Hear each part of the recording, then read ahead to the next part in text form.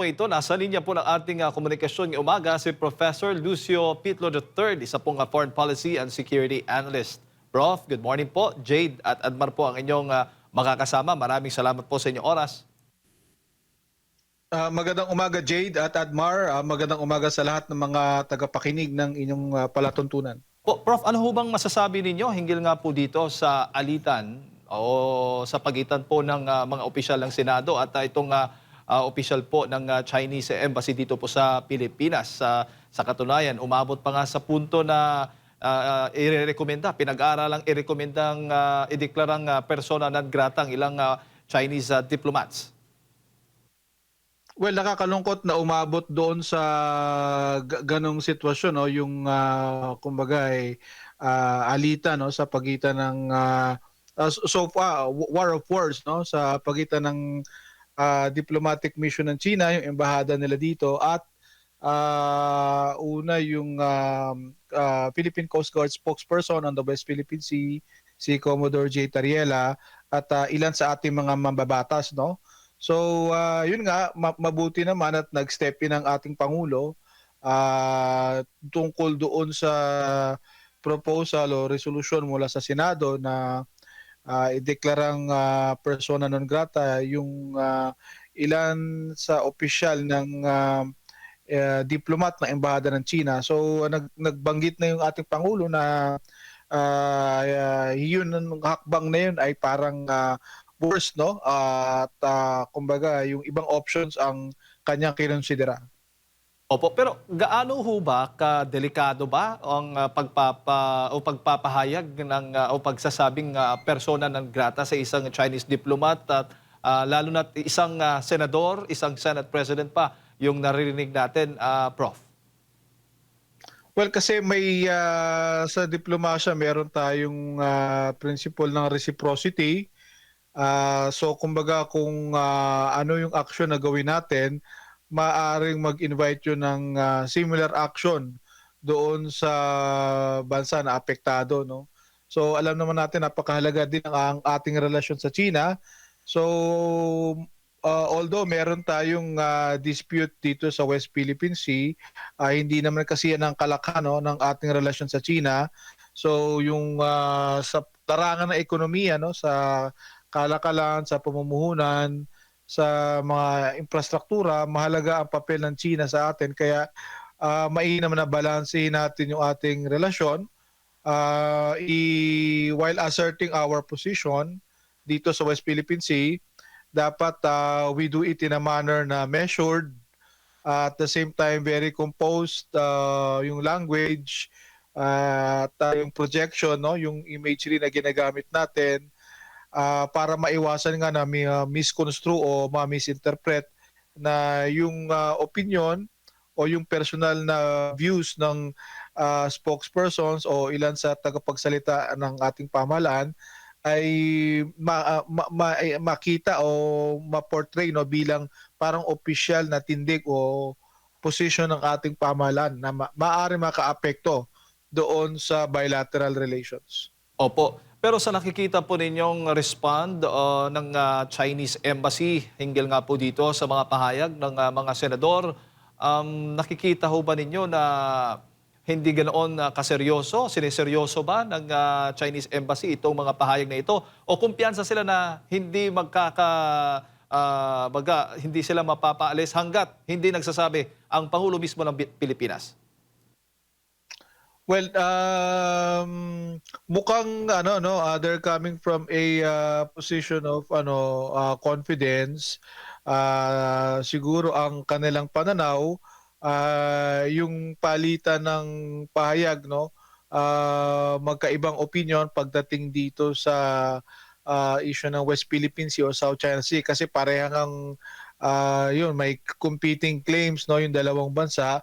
Pero siguro ang punto nila, yun ay fair, no? Kumbaga yung kanilang position titindigan nila, tayo din gano'n, no? Pero yung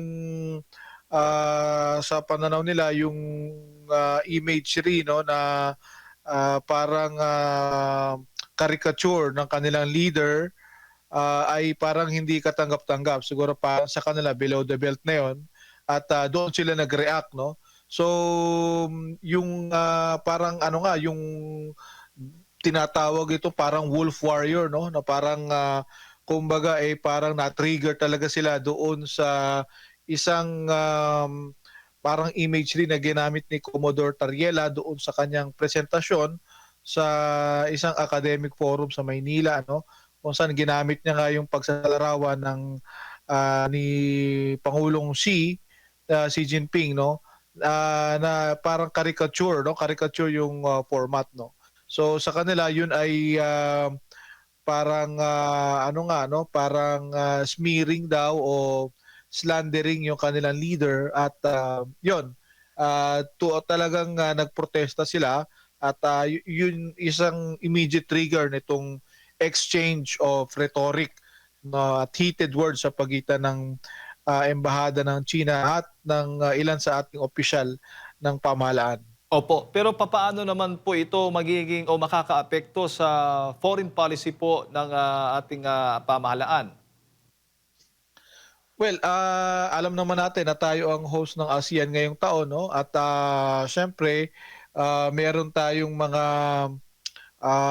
nililinya na mga programa kung saan nais natin na ang ating mga kapitbahay sa ASEAN, yung ating mga dialogue partners gaya ng China ay dumalo, no?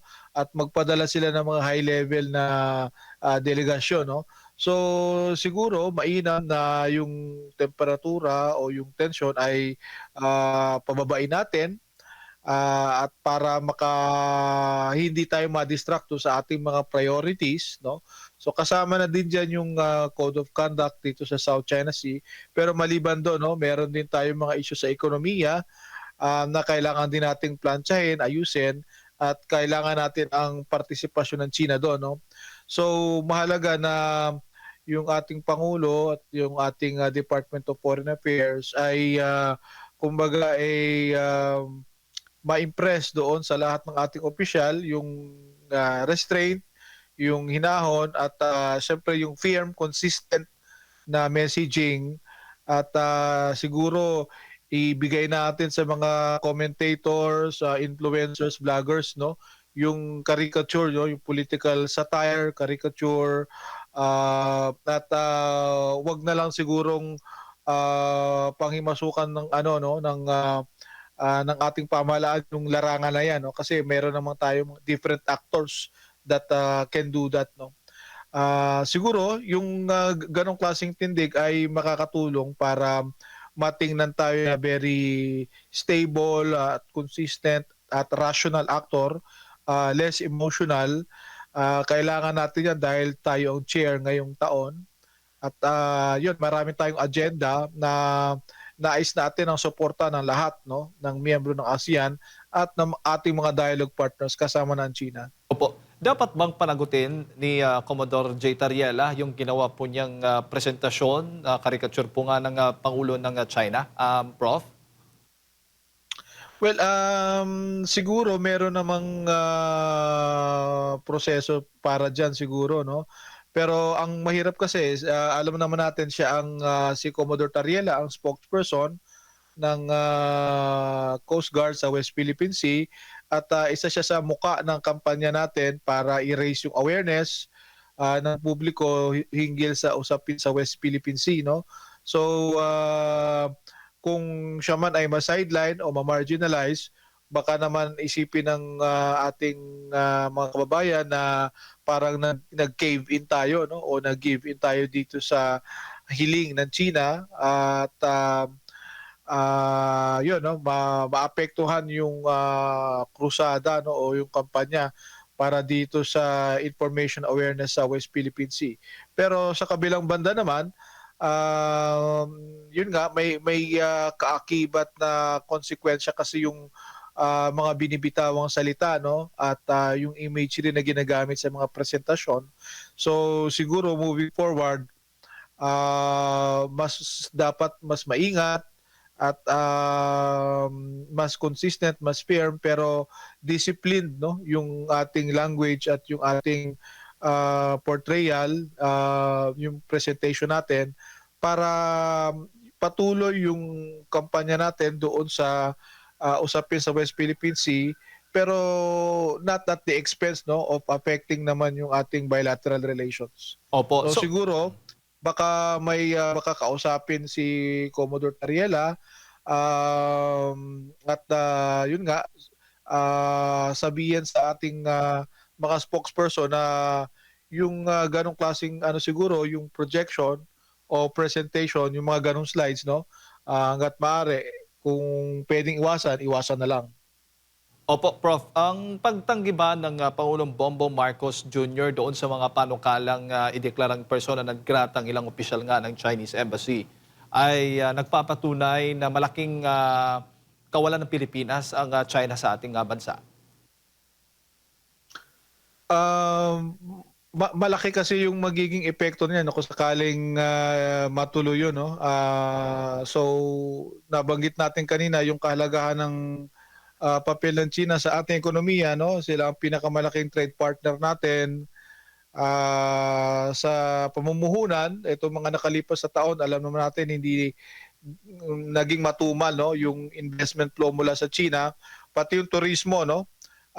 Yung tourist arrivals mula sa China papunta sa ating bansa ay talagang lumagpak no kumpara doon sa mga tourist arrivals mula sa China na pumunta sa ating mga kapitbahay sa Asia no particular na halimbawa sa ano mga South China Sea coastal states din ito no Vietnam, Malaysia, Indonesia, malalaking arrivals na dumating sa kanila. So sa atin ay talagang yung disparity no. So halimbawa ay mga nasa 2 million yung dumating sa Malaysia, sa atin wala pang 300,000 no. So kumbaga yung pag-igting ng tension sa pagitan natin at ng China at itong mga insidente dito sa West Philippine Sea plus itong exchange of words no ito recently, talagang hindi nakakatulong to para ma-improve yung economic ties sa pagitan natin. Kasi nirelax na natin yung ating visa policy sa kanila no para makahikayat ng mas maraming mga turista mula sa China na silipin ang ating mga holiday destinations no. Pero yun nga, etong ang sumabog nga itong exchange of words sa pagitan ng opisyales ng embahada ng China at ng ilan sa ating opisyal. So, kumbaga parang mixed message, no?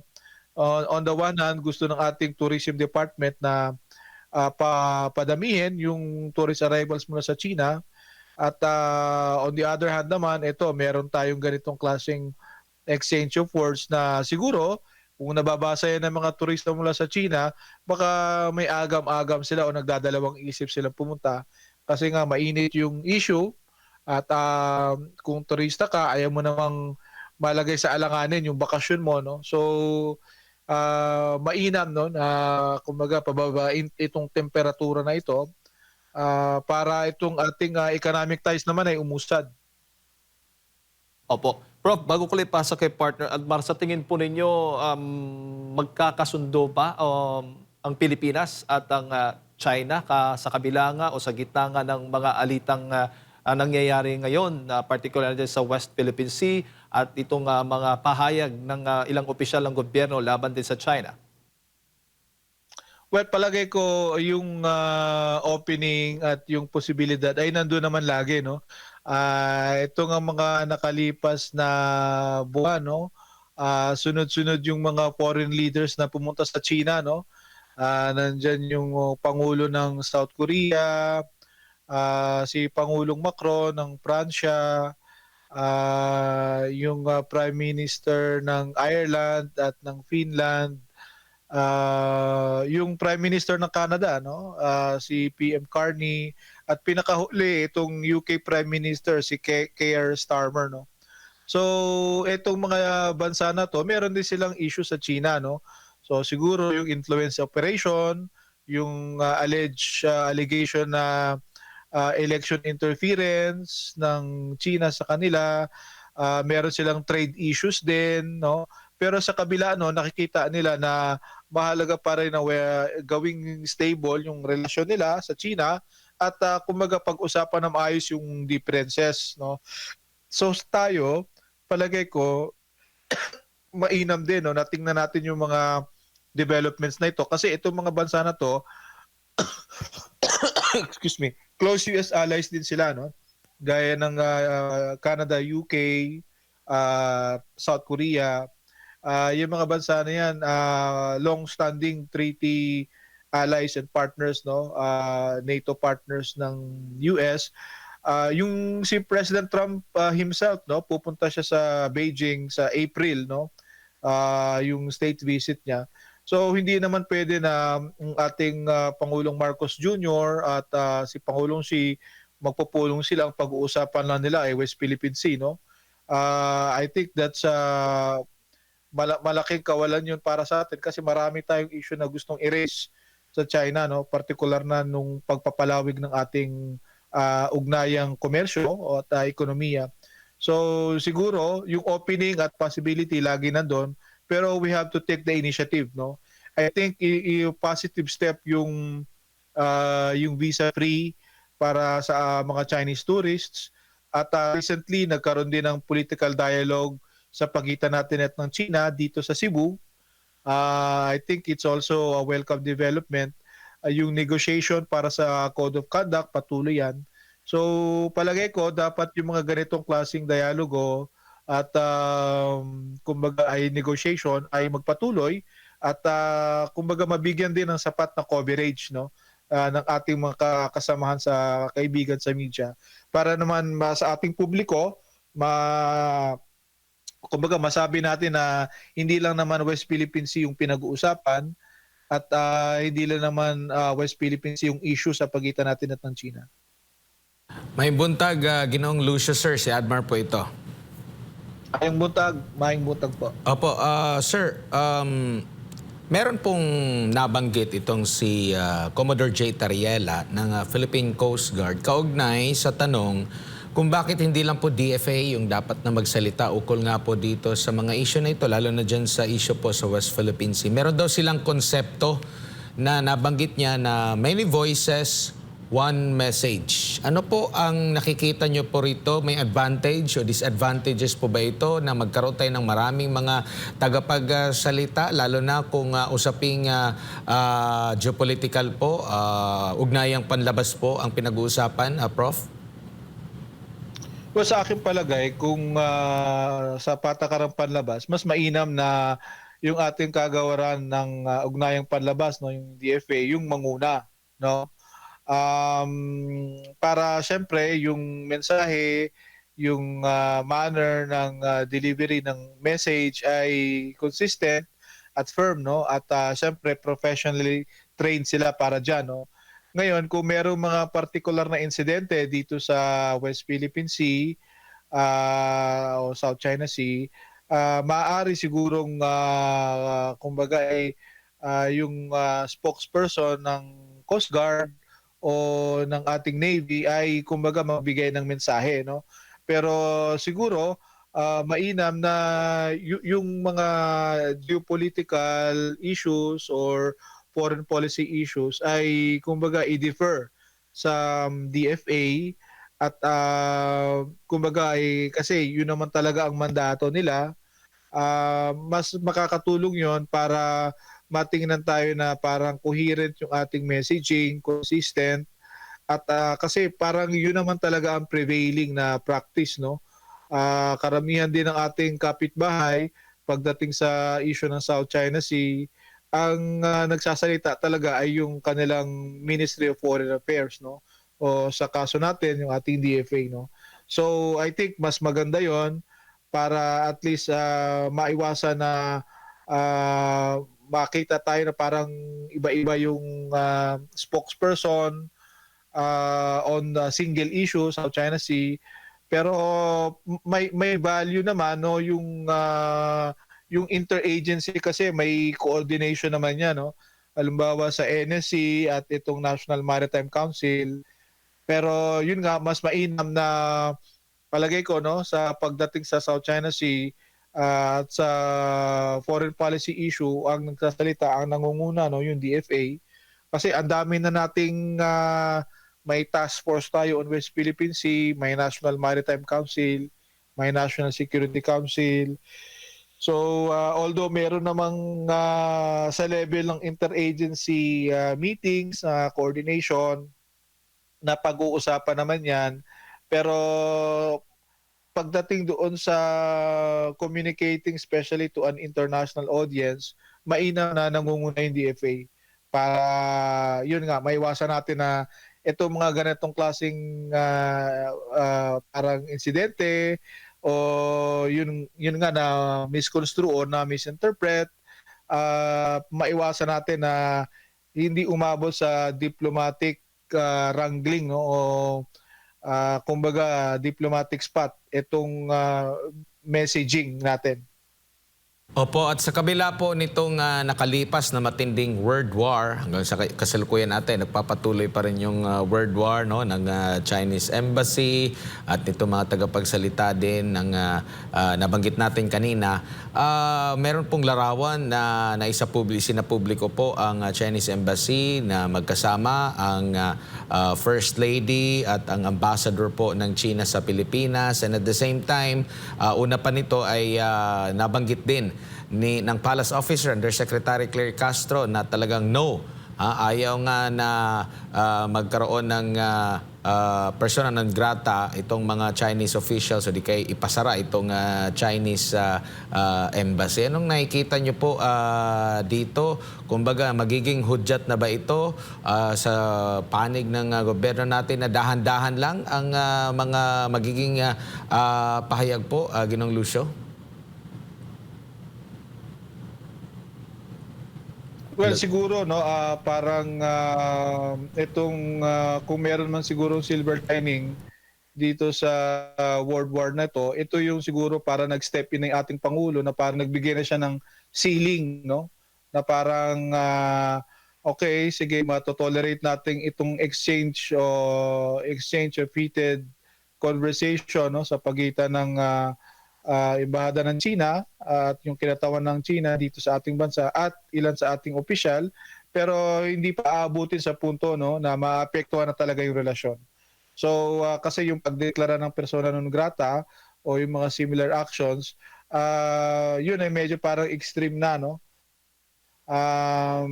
At kumbaga parang umabot na sa punto na yung relasyon ay talagang na-challenge na, no.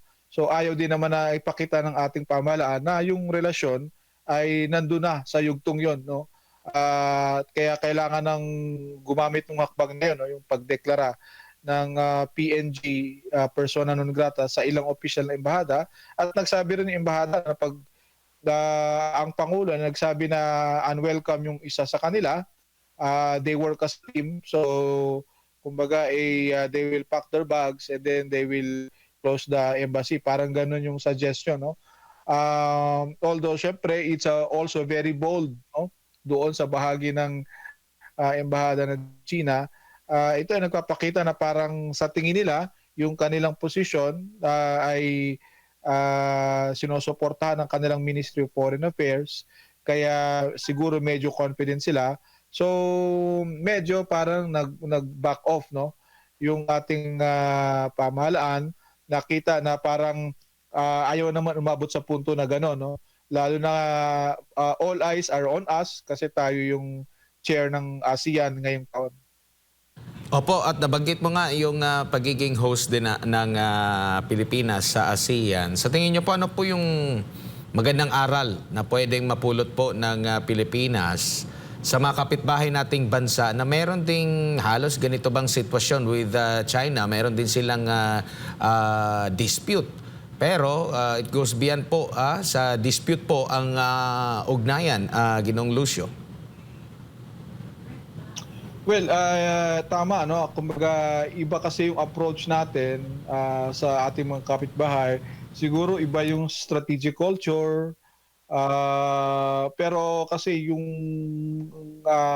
behavior at practice ng mga kapitbahay natin sa ASEAN na may issue rin, sigalot sa China, dito sa South China Sea, halimbawa na yung Vietnam, no, at Malaysia, they prefer quiet, subtle diplomacy, direct dialogue with China.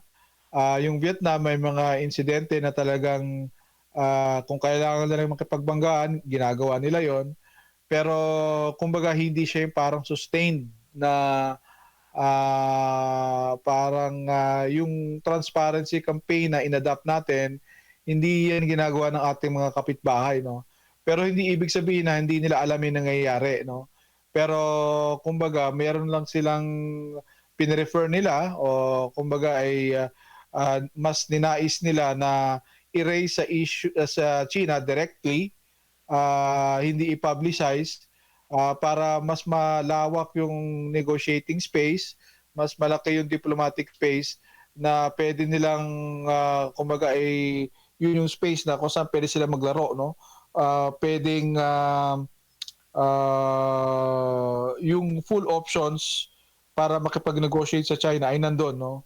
So kasi sa atin ngayon, dahil nga mainit itong issue na ito, kumbaga yung legroom din ng ating mga diplomats medyo naapektuhan. So hindi yan yung kaso para sa ating mga kapitbahay, no?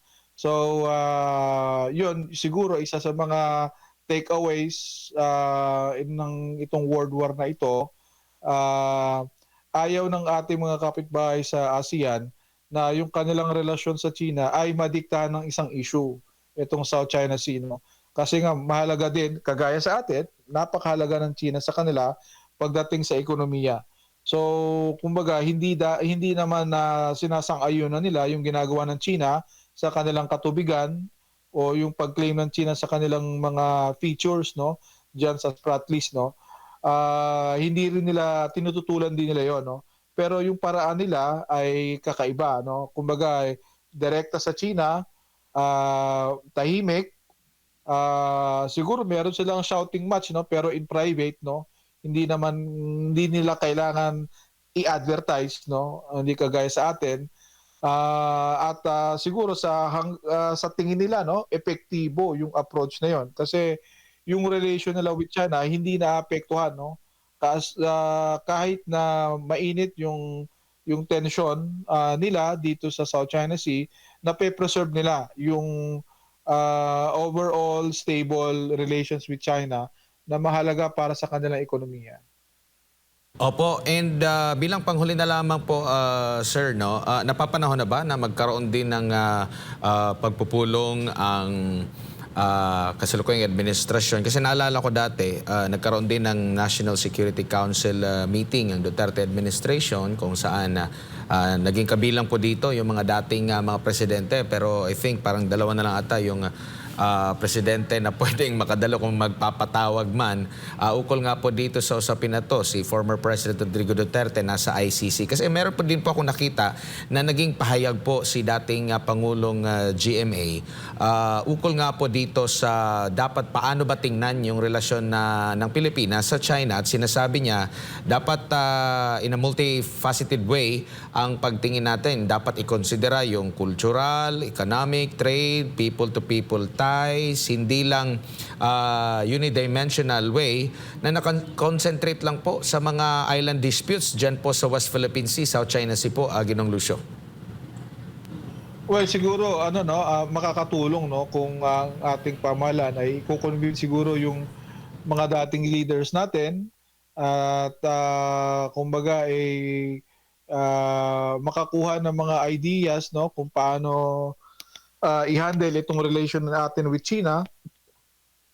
Kasi may mga naging challenges din tayo. Ito namang South China Sea o West Philippine Sea ay hindi naman to bago, no?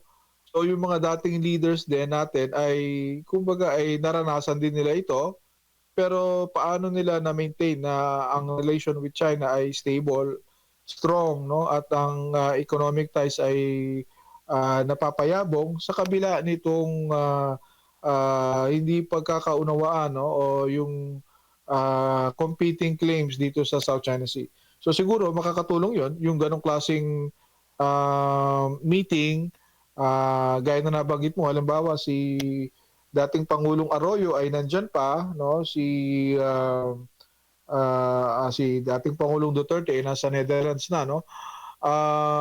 So kumbaga ay yung ganitong klaseng meeting with former leaders, no, former presidents malaki ang maitutulong para makuha yung kanilang suggestions, no, yung kanilang ideas, kung paano na na-manage yung relation before.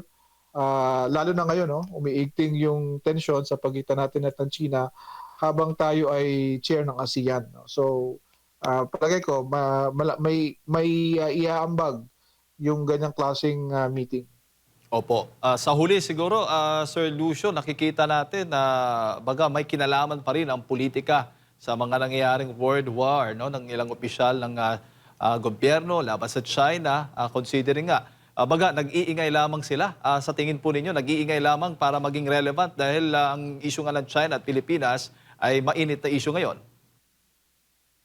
Well, sa palagay ko hindi maganda, no, na itong foreign policy natin ay kumbaga itong domestic politics ay maimpluwensya, no, maapektuhan, no. O in a perfect world, no, dapat hindi, no. Kasi nga kung yung domestic politics natin ay medyo mainit, magulo, may bangayan, tapos idadamay natin yung relations natin with another country, siguro maapektuhan talaga yan yung relasyon natin, no, with a major trade partner, major actor like China, no. Kumbaga parang kung titingnan ng halimbawa na itong China is associated or affiliated with a certain political camp, no. Siguro yung ganong klaseng pagtingin, no, hindi nakakatulong, no. Kasi ang China naman, they're willing to work with any administration, eh. Yung kanilang prinsipyo daw ng interference ay isa yan sa anchor ng kanilang foreign policy, no. So kung sino man yung leader na nandyan sa US, whether it's President Trump or President Biden, haharapin nila yan at pag-uusapan nila yung mga issue, whether trade, whether security, no. So sa atin ganun din, no. So dapat hindi siya tinitingnan na parang may kulay, na may pinapaboran yung liderato ng China at therefore para nagiging malaking issue sa China yon, no, yung parang halimbawa yung isang kampo, political camp ay natitingnan na parang may pagkiling yung China para doon. Palagay ko, no, ang China, kung sino man yung gobyerno na nakaupo, pragmatic sila, eh, no? They're very rational. So kung sino yung nandyan, kakausapin, kung ano yung deal na kailangan ayusin. So tayo, yung ating domestic politics, hanggat maaari, no, iwasan natin na maapektuhan yan yung ating ugnayang panlabas, no? Kasi malaki yung magiging niyan, yung epekto sa ating imahen, lalo na ngayon nga tayo ang rotating chair ng ASEAN.